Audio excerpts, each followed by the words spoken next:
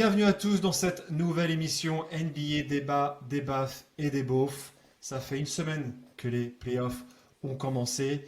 C'est chaud, cacao. On est bouillant. Alors non, il faut pas dire chaud cacao. Il y a des avocats qui m'ont convoqué. Chaud cacao, ça fait référence à une chanson d'Annie Cordy qui a été dénoncée comme étant raciste. 50 ans après, c'est le monde dans lequel on vit. Donc on est plutôt chaud patate en exprimant désormais un énorme respect pour tous les chauves. Il n'y a aucun manque de respect. Il n'y a aucune insulte. Une semaine de playoff, ça fait plaisir. Je ne sais pas vous, mais moi, début de saison en général, je suis en hibernation. Le All-Star Game, j'ai arrêté de le regarder depuis que j'ai eu le droit de vote. Après, ça commence un petit peu à se chauffer. Le dernier mois de la saison est plutôt pas mal. Alors, quand c'est les playoffs, j'ai le zizi tout dur. Au programme, aujourd'hui, sur cette revue de playoffs, on va commencer avec nos coups de cœur. D'une manière générale, on va prendre un petit peu de distance. On va évoquer nos coups de cœur, les choses, les joueurs, les équipes, les faits de match qu'on a aimés.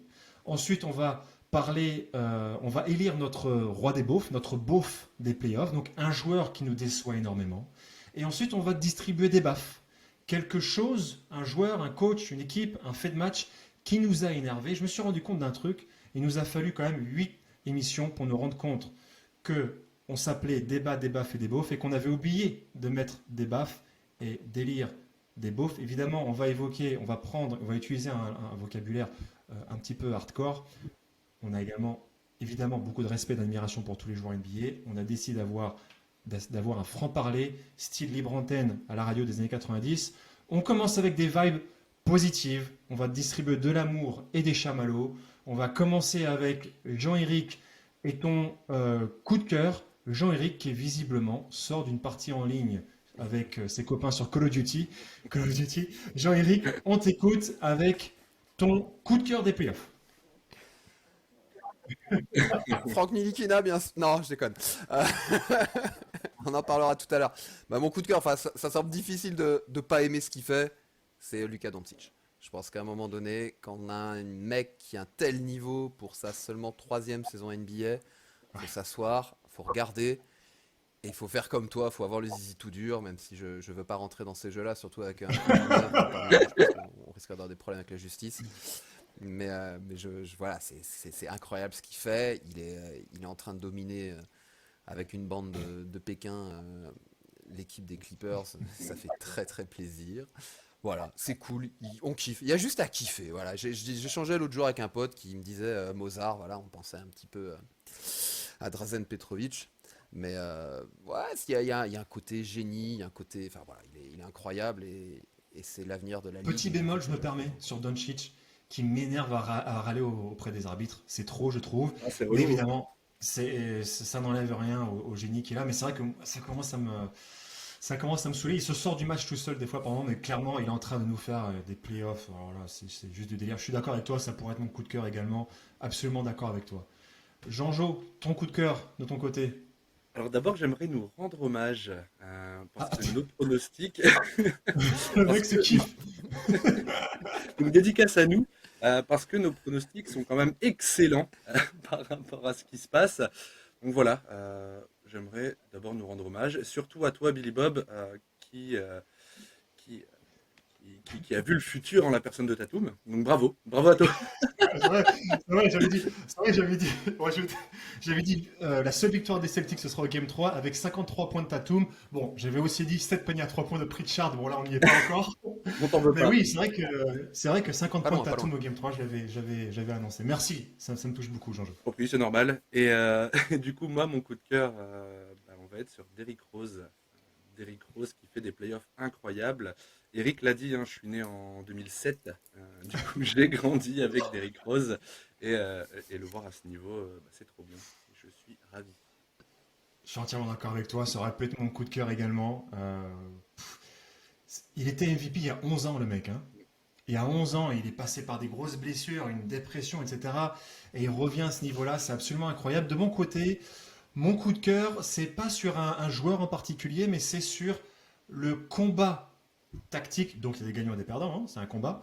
Dans la série Knicks et Hawks. Je regarde cette série en regardant les ajustements tactiques. C'est ça qui me plaît d'ailleurs dans les playoffs, c'est de voir d'un match à l'autre comment les coachs s'adaptent. Euh, Notamment sur la défense sur les pick and roll. Les Knicks ont tout tenté, ils n'y arrivent pas. On va en parler plus tard, hein, je ne vais pas rentrer dans le détail, mais ils n'y arrivent pas. Mais juste le fait de voir que enfin on arrête de switcher comme des connards sur les pick and roll, moi ça me fait plaisir de voir des choses un petit peu différentes. On rentrera dans le détail plus tard également sur la lecture incroyable de jeu de Trae Young. En une fraction de seconde, il est capable de voir ce qu'il faut faire parce qu'en défense, les Knicks, ils ont tout fait, hein. Ils ont fait Edge, passer devant, Ice pour contester complètement l'écran. Ils ont fait Trap, ils ont tout tenté et ils trouvent il fait la bonne lecture à chaque fois. Et clairement, quand on avait fait nos prévisions, on avait donné un avantage à Thibodeau. Il semblerait quand même qu'on se soit planté là-dessus. Macmillan, il est en train de prendre le dessus. Sur le dernier match, il y avait des choses super intéressantes. Il a changé le poseur d'écran quand il faisait des traps sur Young. Il mettait Collins qui prenait l'écran. Capella qui était en bas, qui faisait un écran non porteur vers un shooter. Donc en défense, tu dois faire un choix. Est-ce que tu vas suivre le shooter ou est-ce que tu vas venir en aide? Collins qui récupère la balle après l'écran. Il est capable de faire un petit shooter. S'il y a une aide, alley-oop pour Capella. S'il y a une aide de l'aide, ça ressort sur les shooters. Pas mal du tout. Ouais, Vas-y. donc en fait, les ajustements tactiques de Macmillan. Parce que les ajustements tactiques de Thibodeau, là, dans ce que tu viens de dire, on les Ouais, j'ai entend vu. pas. Et à part dégager Payton, ce qui est clairement une très bonne décision, hein. Payton n'a rien à faire dans un 5 majeur en Ouais, NBA en ouais, ouais. 2021. Mais à part dégager Payton et le remplacer par Rose, qui malheureusement défensivement est pas capable Exactement, de tenir exactement. Young non plus, on n'a pas entendu les ajustements de Thibodeau, à part évidemment faire jouer 2 secondes Non, Philippe non, mais moi Tippett. je parlais surtout le fait d'avoir tenté d'autres trucs. Des trucs qui n'ont pas fonctionné, mais le Ah fait ouais. qu'il ait tenté plein de trucs différents, Ah et oui. là McMahon a pris le dessus, mais il a tenté des trucs différents, il n'y a pas eu de switch. On parlera plus tard en détail de Knicks Hawks, je veux qu'on rentre tout de suite dans les playoffs, mais voilà. Moi j'aimais bien voir le combat tactique et les ajustements, ça m'a fait plutôt kiffer, et t'as raison, hein, Thibodeau pour l'instant il est un petit peu en retrait. On passe à la baffe qu'on voudrait donner, donc c'est soit un joueur, une équipe, un fait de match, quelque chose qui vous a énervé. On a commencé avec qui? C'était On démarre avec Jo. Jean-Éric. Avec Jean-Éric, pardon, excuse-moi. Jean-Éric, vas-y, ta baffe. Tu la donnes à qui? Ou à quoi? Alors, j'hésitais entre Thibodeau et je me suis dit qu'on n'allait pas, on en Ouais. parlera plus tard, donc j'ai pris l'état d'esprit des Clippers que je trouve catastrophique. C'est en train de fuiter à mort, enfin même tout le monde l'a vu, hein, que ils ont balancé la fin de saison pour ne pas tomber contre les Lakers Attention avant au les finales complot, de attention au complot.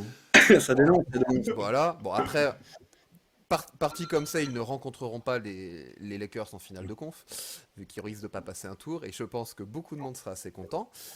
C'est une équipe composée d'une belle bande de trous du cul, on va le dire clairement, hein. On en reparlera tout à l'heure, mais bon, on en avait parlé quand on les avait vus. Voilà, les gars et puis l'état d'esprit est pas bon. Et on en discutera un peu plus dans le détail tout à l'heure, mais Paul George et Kawhi font un gros taf en attaque. Mais défensivement, les gars, ils veulent pas, quoi. Ils se bougent le cul sur 3 minutes à la fin du match en se disant, tiens, on va peut-être y aller maintenant, quoi. Il n'y a pas de leadership dans cette équipe, il n'y a pas d'intensité. Les mecs, ils jouent pas des playoffs, ils sont encore en load management. Peut-être d'ailleurs que le prochain match, ils vont décider, Paul George et Kawhi, de rester à la maison pour se reposer un peu, quoi. C'est ouf, je suis d'accord avec toi. Juste encore une fois, un petit bémol, excuse-moi. J'ai failli mettre en coup de cœur les lunettes de Reggie Jackson. Ça, par contre, euh, on dirait qu'on est dans un film de Star Trek. Toi qui connais un peu cet environnement, cette ambiance, franchement, faut avouer que c'est un style vraiment pas mal. Mais ouais, les Clippers, je sais pas, c'est quoi quel est le feu qui les anime? Quelles sont les étincelles et les papillons qui ressemblent dans leur ventre? Je ne sais pas, je ne comprends absolument pas. Je suis d'accord Ça avec leur toi, apprendra absolument. aussi un petit peu quand même, Maîtrise. justement, à faire du load management. Parce que Ouais, là, il n'y a pas d'automatisme dans l'équipe. On voit qu'ils s'en c'est battent les vrai. couilles, hein, clairement. Et ils sont chiants. Mais en fait, c'est surtout ça. Ouais. C'est un manque d'envie, hein. Le problème, Ah c'est ouais, qu'ils ils s'en en ont rien battent à les faire, hein. couilles et qu'ils le Et ils le montrent, montrent, quoi. ouais, ils en ont rien à faire, vraiment. C'est ça, le Et tant contraste mieux, qu'il y j'avais a. annoncé un sweep, je suis content que Dallas Ah ouais. bouge un petit peu. C'est ça. Ça fait plaisir qu'on se plante sur ces pronostics-là, en fait. Mais en termes, en termes d'envie, il y a un contraste énorme entre Dallas qui joue sa vie à chaque Ah ouais. possession et les Clippers qui s'en battent les couilles. C'est un truc de ouf. C'est vraiment un truc de ouf. Jean-Jo, la baffe, tu vas la donner à qui, à quoi, comment, Ouais. à quel La moment? baffe, c'est pour Bam Adebayo. Parce qu'on va Yes. on va revenir sur Miami, je pense, mais Bam n'est clairement pas au niveau. Et, alors j'ai hésité entre Jimmy Butler et Bam Adebayo, mais celui qui me déçoit le plus, c'est Bam. Parce que... Attention, là on parle de baffe, hein. C'est quelque chose qui. Là, on te demande de Ah oui, il partager un m'énerve. petit peu ton Ah ressenti. non, Ça t'énerve. j'ai Voilà, ok. j'ai un joueur qui me déçoit, lui par contre il m'énerve parce qu'il est capable de tellement mieux il est capable de tellement mieux et au final, bah, tu as l'impression qu'il joue en deçà de son niveau. Donc je sais pas ce qu'il a, je sais pas si c'est la défense des Bucks, je sais pas si c'est le coaching, mais il est pas au niveau, il est clairement pas au niveau. Moi, il m'énerve parce que il joue pas son jeu en fait. Il joue clairement pas son jeu contre les Bucks, il se fait tuer en défense. Lui, son point fort qui est défensif, justement, mais il n'apporte rien. Il n'apporte rien Absolument. Ouais. sur les 3 matchs, il apporte que dalle. C'est Donc je sais pas triste. ce qu'il a, je sais pas ce qui se passe avec Bam, mais ma baffe, elle va pour lui. C'est triste, c'est triste. L'année dernière, j'étais fan du jeu des hits en playoff et ils utilisaient Bam Adebayo comme créateur. Ils lui donnaient la balle soit au posto, soit au elbow. Et après, ils faisaient des split action. J'avais parlé des split action quand on avait parlé des Warriors. Donc des écrans non porteurs à l'opposé. Et bam, on est en train de voir non pas un point forward, mais un point center. Un mec, un pivot qui est capable de monter la balle et lire le jeu. C'était magnifique. Et là, je sais pas, je le vois Ouais. plus. C'est très décevant et toi carrément ça t'énerve et je te remercie de partager tes émotions avec nous Jean-Jo. C'est Je t'en adorable. prie, c'est important de dire ce qu'on pense. C'est ça, c'est ça. Gère ta colère, Jeanne, gère ta colère quand même. Je gère ta colère. De mon côté, ma baffe, bah, j'ai décidé de donner une baffe à un côté un peu extra sportif parce qu'il fallait, je pense, qu'on l'évoque. C'était les spectateurs. Entre les mecs de Philly qui balancent du popcorn sur Westbrook, je Oh, trouve t'as ça kiffé. vraiment. Non, mais justement, c'est bien que tu Non, le t'as dises kiffé. parce que même si bon, c'est un secret de Polichinelle, je suis pas un grand fan de Westbrook, ça m'a fait chier de voir ce comportement-là et le mec qui crache sur Trae Young à New York aussi. Ça m'a énervé parce que j'attendais avec impatience le retour des spectateurs. C'est pas pareil de regarder un match NBA avec des fans ou sans des fans. Le jeu est pas le même, c'est pas la même intensité. J'étais super excité à l'idée de revoir des fans. Ils ont un comportement, alors on va pas généraliser, c'est deux abrutis, deux, trois abrutis. Il y a un comportement ultra limite de certains, et par conséquent, et c'est ça surtout en fait qui m'a énervé, c'est que par conséquent, là, à la télé, sur TNT et ESPN, ils baissent le son des salles et du public. On n'entend plus trop l'ambiance. Et moi, j'entends Marv Albert respirer comme un porc là, sur son micro. Et ça me saoule. Et ça m'énerve Les- parce que moi, je voulais entendre l'ambiance et je ne l'entends pas. Après, voilà, je voulais voir justement le jeu des gars avec des fans. Parce qu'on va pas se mentir, on a tous joué au basket. Moi, en prénat, quand on a fait un record d'affluence avec 17 spectateurs, je me suis enflammé, j'ai fait des fadeaways et des airballs partout. C'était une ambiance de ouf. C'était génial. Donc, je voulais voir justement des joueurs s'enflammer avec le public. Mais voilà, parce que quelques abrutis, quelques incidents, on On l'a baisse le vu. son, c'est pas la même ambiance et ça m'a énervé. Alors ouais, mais là, il y a la vraie question de la gestion de la télé américaine, parce que les Fuck Trae Young, c'est bien, ça met de l'ambiance, ça rappelle les grandes années Ouais. 90 avec Reggie Miller, et Trae Young qui finit le match au buzzer, ça va avec, quoi, et qui après salue la foule, ça c'est bonheur. Moi, Ouais, l'ambiance au Madison, je l'ai trouvé énorme, les 15 000 grave. spectateurs, c'est vrai que c'est dommage qu'il y ait un connard par-ci, un connard par-là, qui savent pas se tenir, mais bon, ça on le sait, hein, c'est sociétal et c'est malheureusement très très actuel. Mais par contre, clairement, le coup de baisser le son pour qu'on les entende. Enfin, moi, je bascule sur les broadcasts locaux, comme ça, on garde le Oui, son derrière. Et c'est vachement plus sympa parce qu'il y a de l'ambiance et parce que ça fait longtemps qu'on n'a pas vu des gens dans les salles de sport, quoi. je suis entièrement d'accord Oui, avec toi. vous avez tout dit, et puis quand même un point. Alors, gros respect pour lui, mais il est quand même temps que Marv Albert prenne sa retraite. Parce que le gars, on Ah, sent c'est qu'il dur. en a plus rien à Non, foutre. on touche pas à Marvin Vert et on touche pas à l'époque à Thierry Roland. Non, non mais moi, Ça sera les Non, deux mais t'es pieds dur, devant. t'es dur, t'es hein? Il dur, t'es partira les dur. deux pieds devant. Moi, Non, mais j'adore le les gars, il en a commentaires. rien à faire. Non, t'es dur. Ah, mais Oh, il gros est un respect peu pour lui, c'est la voix de maintenant. l'NBA, c'est la voix de l'NBA des années 90, mais là, même un petit peu avant pour le coup. Mais là, oh, Un cette peu de angoisse quand respect, même. Jean-Jo. Oh non, Oh. oh non. En tout cas, ouais, ouais, c'est marrant qu'on en parle. On va pas faire toute l'émission là-dessus, mais moi, il y a des commentaires que j'adore. Les commentateurs, Richard Jefferson, il est énorme. Mike Ah, il Breen, est incroyable lui, hein. évidemment, j'adore. Il y a vraiment des commentaires. J'avais regardé Brandon Haywood aussi, qui fait des analyses vraiment pas mal. C'est vraiment, vraiment cool. Voilà, c'est dommage qu'on n'ait pas l'ambiance en fond. On a Bon, voilà. Kendrick Perkins aussi qui est incroyable. Lui, je l'écoute pas, j'entends pas. C'est un autre délire. On passe à... Allez, on passe au beauf des playoffs. Avant de faire le tour, on va faire un tour de table après derrière de chaque confrontation des playoffs. On va faire on va faire un rappel de nos pronostics. On va voir si on est bon ou pas. Avant de passer sur les confrontations des playoffs, le beauf des playoffs. Chacun son tour. Jean-Éric, c'est qui pour toi le beauf des playoffs? Alors pour moi, ça rejoint la baffe de Jean-Jonathan, ça sera Spolstra, qui l'année dernière avait fait une masterclass contre Ouais. Budenholzer et qui là, a priori, est pas capable de s'adapter. Et il a tenté des trucs, il a mis Dragic dans le 5. Alors est-ce que c'est ces gars qui suivent pas? Est-ce que, je sais pas, j'ai l'impression qu'ils y arrivent pas. Alors on en reviendra dessus, mais peut-être que Holiday était bien le chaînon manquant pour Milwaukee. Ouais. Est-ce que c'est pas à l'image de la saison aussi? Parce qu'on a toujours. Voilà, on s'est dit, ouais, les hits, c'est des mecs qui sont chauds pour les playoffs et tout, mais ils ont quand même. Ils finissent sixième de. Ouais, c'est ça, sixième de la conférence Est. On attendait un peu mieux après être allé en finale Ils NBA ont quand eu même. pas mal de blessés. L'année dernière, ils étaient bas aussi quand ils font leur run fantastique. Ouais, Donc, ouais, ouais, ouais. Ça reste la on surprise de l'année espérait dernière, qu'ils hein, quand fassent la même, même Miami, donc, chose. Ouais. Jean-Jo, ouais, tu On voulais espérait la réagir? même. ouais, ça reste la surprise de l'année dernière, Miami. Donc Ouais, on ouais, ouais. attendait plus d'eux cette année parce qu'effectivement ils sont allés en finale. Par contre l'année dernière c'était une surprise, une équipe de guerriers. Mais là au final, il n'y a plus rien. Il n'y a plus tout ça. Il y a plus- Et et c'est c'est bizarre. ça, en fait, moi, ce qui me chagrine, c'est de plus voir l'identité de jeu qu'ils avaient l'année dernière, en termes de jeu collectif en attaque, de défense. Et tu l'avais dit, Jean-Éric, quand on avait fait les previews, Tyler Hero, c'est un fantôme, et c'est vrai que l'année dernière, il avait été éblouissant en playoff. Je crois qu'on a perdu Jean-Éric. En tout cas, il fait très bien le mime, il bouge plus, là. Ouais, j'ai l'impression de m'être perdu tout seul en effet. Ouais, Ah, qu'est-ce qui se passe? on On t'a t'a perdu, I'm perdu. back. t'étais Ah ouais, gelé. vous étiez tout frisé là. Je vous entendais parler, mais j'avais Ok. plus les images. C'est bon? Bon, nous on était entre nous, mais toi, t'étais complètement bloqué. Ah, j'ai tout suivi, j'ai tout entendu. C'était bien, Ah, t'as c'était entendu? intéressant. Ok. Ah ouais, j'avais juste pas l'image.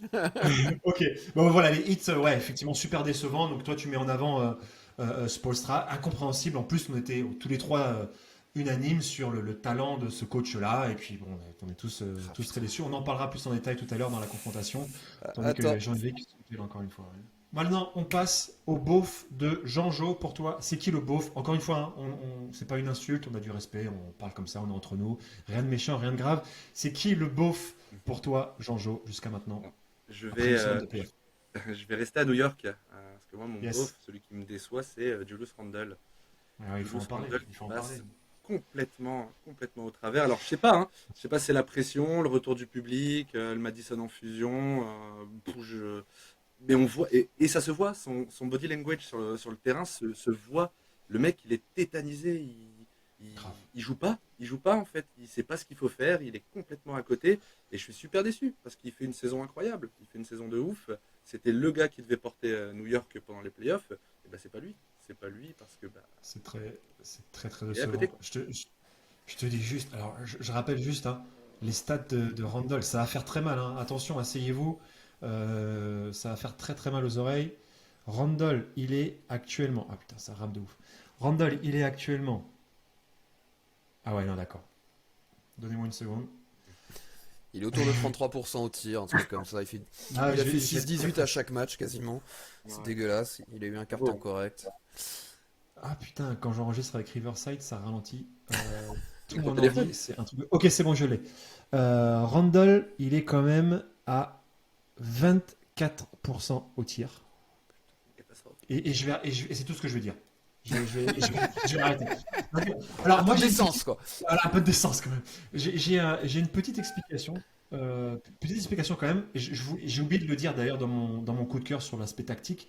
La défense des Hawks, vous avez vu ce qu'ils font? Dès que Randall touche le ballon, ou qu'il soit sur le terrain, hein, Capella anticipe Ouais. l'aide, il se met entre lui et le cercle, il sort de la raquette, les autres joueurs font l'aide de l'aide en anticipant tout de suite.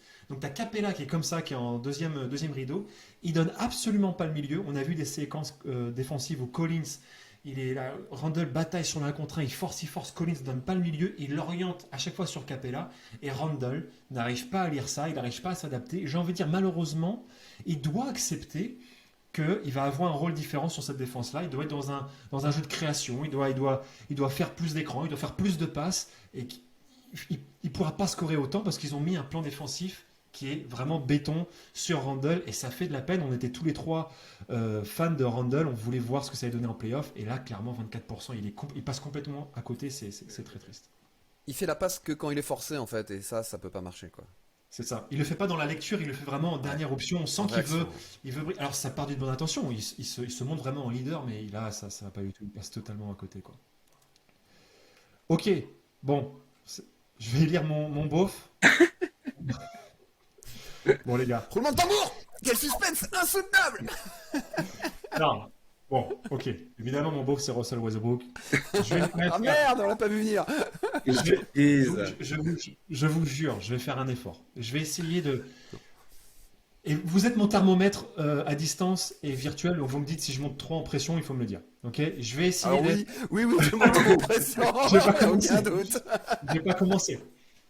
Juste, je vais donner des chiffres. Je vais donner des chiffres pour laisser aux gens faire leurs propres interprétations parce que évidemment j'ai ciblé Westbrook mais je l'avais annoncé avant les playoffs et on me tombe dessus, ah, tu t'acharnes, etc. Ok, je m'acharne, je vous donne juste des chiffres. J'ai fait le classement de tous les meneurs des playoffs sur leur évaluation, la Player Impact Estimate, qui est une évaluation qui prend en compte l'aspect global du joueur et qui met en avant les all-around players. Donc clairement, c'est pour Russell Westbrook. Vous êtes prêts? Je vous donne la liste, le classement des meneurs des playoffs et vous allez voir à quelle position ils se trouvent. J'ai pris évidemment les joueurs qui jouent plus de 20 minutes. Vous me connaissez. Harden, Trae Young, Doncic, Lillard, Holiday, Ja Morant, Ben Simmons, Derrick Rose, Mike Conley, Schroeder, Cameron Payne, Rajon Rondo, Campazzo, là vous n'êtes pas prêts, Dragic, Irving, Chris Paul qui joue sur un bras, George Hill et Westbrook. Vous l'avez compté, Westbrook est actuellement, sur cette évaluation, je ne juge pas, je donne juste un chiffre, 18e meneur. Il est devant Kemba Walker. De ce playoff, il est devant Kemba Walker. 18e meneur des playoffs, 64e joueur au total. Tout ce que je dis, c'est quand on est le meilleur joueur du mois de mai, qu'on a fait un triple-double, on est en droit d'attendre des meilleurs résultats. Je vous donne un autre point statistique très rapidos. La comparaison des statistiques de Westbrook sur les 10 derniers matchs de la saison, donc c'est les 9 matchs du mois de mai plus le dernier match du mois d'avril où ils ont fait un super match, je le mets, c'est pour lui rendre service que je fais ça, et comparé avec ses stats de playoff. Sur 2 matchs, je suis d'accord, j'attends que ça qui s'améliore. Vous êtes prêts, c'est parti. Points par match, 25,2 à 13. Pourcentage de réussite, 45 à 33. Lancer franc, 78 à 66. Rebond, 13,6 à 5,5. Passe décisive, 15,6 à 12,5. Ok, je te le donne. Ballon perdu, 3,8 à 5. Je vais maintenant vous donner les excuses que j'entends à chaque fois pour Russell Westbrook. Premièrement, oui, mais il joue contre une bonne défense. C'est bien ce que je lui reproche, c'est qu'il n'est pas capable de s'adapter et d'élever son niveau contre une bonne défense. Deuxième excuse, oui, mais Bertans joue mal. Et j'ai entendu ça d'experts NBA. Hein. On fait la revue de toutes les séries. Alors, Sixers, Wizards. Oh ouais, mais là, avec un Bertans à ce niveau-là, ils ne peuvent pas gagner. Waouh! Ok, pas de problème. Et troisième excuse, ouais, mais t'as pas dit ça sur Tatum lors des 2 premiers matchs. La vérité, c'est que, et vous me dites ce que vous en pensez, j'ai l'impression qu'on a tous accepté qu'il serait mauvais en playoff. C'est un fait. Donc on bataille pas, on le laisse comme ça. Autant je comprends ce qui se passe d'un point de vue psychologique chez les gens qui croient aux théories du complot, notamment sur le coronavirus. Je suis pas d'accord, mais je comprends ce qui se passe. Autant, d'un point de vue psychologique, je comprends pas ce qui se passe pour ceux qui veulent prendre la défense de Westbrook et donc nier l'évidence. Ça, je comprends pas. Pour moi, c'est les mystères de l'Ouest. J'ai fini. Merci pour votre attention. Alors moi j'ai une explication rationnelle et scientifique derrière. Ah yes. Ah merci. Tous les super-héros ont un point faible et clairement la kryptonite de Westbrook, c'est le popcorn. Voilà. C'est le popcorn et c'est les playoffs. Alors, c'est La surtout les pression, playoffs. ouais, c'est ça en fait. Il a fait 4 saisons régulières en triple-double. Il n'y en a qu'une seule où il a fait des playoffs en triple-double. C'est quand il s'est fait éliminer en 5 matchs au premier tour, en shootant à 33%. Il est catastrophique. Je vais arrêter de le détruire, mais il faut quand même reconnaître que ce mec-là, il passe complètement à côté. C'est catastrophique. C'est catastrophique. Pour moi, c'est le beauf des playoffs. Et personne n'en parle. Je trouve ça fascinant. Alors Billy Bob, je te propose de changer le programme et d'enchaîner sur la rubrique du docteur parce que justement, j'ai peut-être une explication. Ah, ok. Donc on fait comme ça marche. La Ça transition c'est est une belle parfaite. transition. Rubrique du docteur et après on passe sur toutes les confrontations des playoffs une par une. On va devoir aller vite parce que là on est déjà chaud bouillant. Jean-Éric. Moi je suis également un super-héros, donc tel Clark Kent, je me transforme. Hop là, vous me reconnaîtrez jamais. C'est parti. Et putain. Rubrique de du cheveux. docteur, Jean-Éric, c'est parti, on t'écoute. Voilà, donc Excusez-moi, je m'installe, hein, je fais comme chez moi. Donc nous y sommes, hein. Nous sommes au moment qui compte, au moment de Damian, l'Ultra Money Time, le moment où les gens sont clutch ou choke, comme Westbrook justement, Walker ou les Clippers depuis que le club a été fondé. Donc je me suis intéressé à la notion de choke là, cette espèce de verbe anglais qui veut dire en anglais, ça veut dire s'étouffer. Hein. On pense au geste de Reggie Miller contre les Knicks, mais en fait c'est pas du tout ça, choke. En français, ça serait plutôt pisser dans son froc ou se chier dessus quoi. Mais peut-on vraiment, et c'est la question scientifique derrière, peut-on vraiment relâcher ses sphincters à cause d'un stress intense? La France veut savoir, donc j'ai été investiguer ce dossier de fond. La définition médicale du stress, c'est un événement qui va perturber l'équilibre ou l'homéostasie de l'individu. On pensera par exemple à Chris Paul face à des finales de conférence ou à Billy Bob face à une vidéo de Westbrook, qui est, je le rappelle, le deuxième meilleur meneur de l'histoire. Nous sommes donc en permanence soumis à des stress et en équilibre ou en déséquilibre permanent. L'hormone du stress, comme vous le savez, c'est l'adrénaline, qui est une catécholamine sécrétée par les glandes surrénales. Les glandes surrénales qui, comme leur nom l'indique, sont situées juste au-dessus des reins.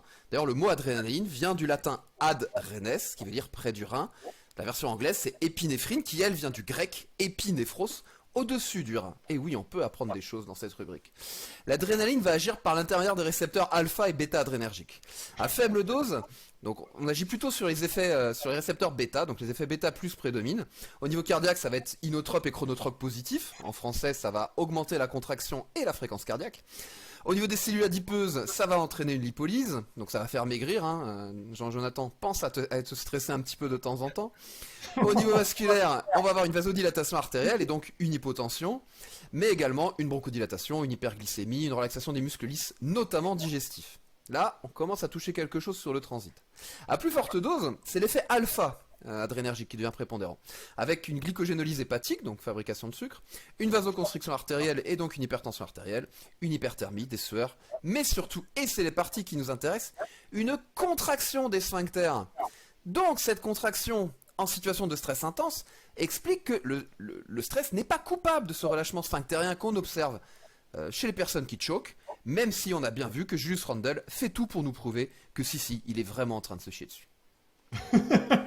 Alors attends, parce que j'ai vraiment envie d'apprendre en fait, je suis désolé, je suis vraiment curieux, mais qu'est-ce qui justifie, c'est pour un pote, hein, c'est un exposé que je dois faire à l'école, qu'est-ce qui justifie l'ouverture et le relâchement du sphincter alors, je comprends pas.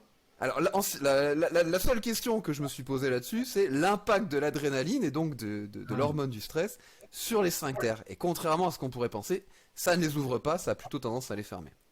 D'accord, donc on sait pas ce Alors qui fait je peux faire une rubrique entière sur le fonctionnement des sphincters, mais ça risque d'être un peu plus long. Une émission spéciale sur le fait de se chier dessus dans les moments importants. Pour te répondre quand même, Jean-Éric, je t'invite au quotidien à supporter Sacramento, parce que comme ça, tu auras le sphincter totalement relaxé. Exactement. Alors là, on est d'accord. On est sur la dépression chronique qui fait que tu vas avoir une hyperphagie, tu vas trop manger, et ce qui explique ton physique un peu pourri, quoi. Et le fait de partager des minutes avec toi, c'est pas évident non plus. Hein. Non, les gars, on a dit pas de physique. On a dit pas de physique. Pas le physique, pardon. Bon, bah je peux pas le dire tout de suite alors. Il s'est comparé à Drew Eubanks, ça va. C'est à la jury. Hormone du stress, t'as pas parlé de la cortisol. L'hormone du stress à proprement parler, c'est l'adré. Après, évidemment, l'adrénaline va également avoir un impact sur la sécrétion de cortisol. Mais je vous remercie, monsieur Billy Bob, pour votre côté pointu. Vous vous doutez bien qu'en 1 minute 30, il me semble difficile de faire l'intégralité de l'axe corticotrope. J'entends. C'est pour ça que je me suis permis de poser une question. C'est important de préciser, on est d'accord. Et là, on n'est absolument pas sur des longueurs dans cette émission. Pas du tout, je pense qu'on peut enchaîner.